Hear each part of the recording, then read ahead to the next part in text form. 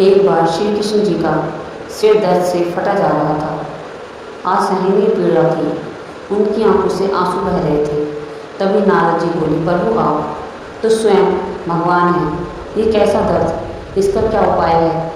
तभी कृष्ण जी बोले, उपाय कठिन है नारद। अगर मेरा कोई सच्चा भक्त अपने चरणों की धूल से मेरे सिर पर लगा दे तो ये शायद दर्द मिटेगा। नारद मुनि चुप रह गए। भगवान के सिर पर अपने पैरों की धूल, यह तो सीधा नर्क का रास्ता था। इस धूल से चक्कर में आज स्वर्ग और नर्क के सारे नियम बदलने पड़ेंगे।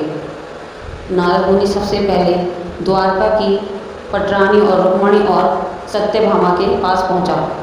उन्होंने हाथ जोड़कर कहा, देवी प्रभु की जान खतरे में है, अपने चरणों की धूल दे दीजिए।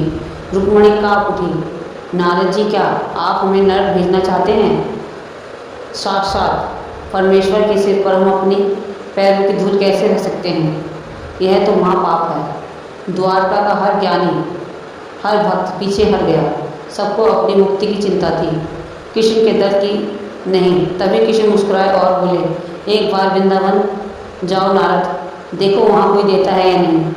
वहाँ की मिट्टी में श्री राधे राधे की गूंज थी।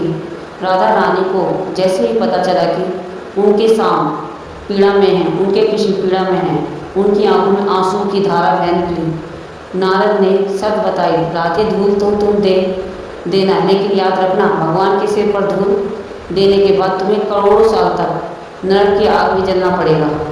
पूरा वृंदावन थम गया। क्या राधा आपने कृष्ण के लिए नरक स्वीकार करेगी।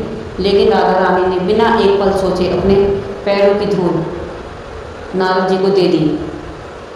क्या कर रही हो राधे, तुम्हें नरक का डर नहीं। राधा रानी बोली, मैं नरक की पीड़ा सहने को तैयार हूँ, बस मेरे कृष्ण जी सुख में हों, उनकी पीड़ा समाप्त हो जाए।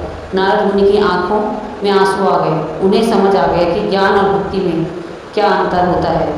दुनिया में प्रेम का मतलब पाना है, लेकिन राधा का प्रेम तो खोना देना। जैसी वह धूल द्वारका पहुंची, कृष्ण का दर्द तुरंत गायब हो गया।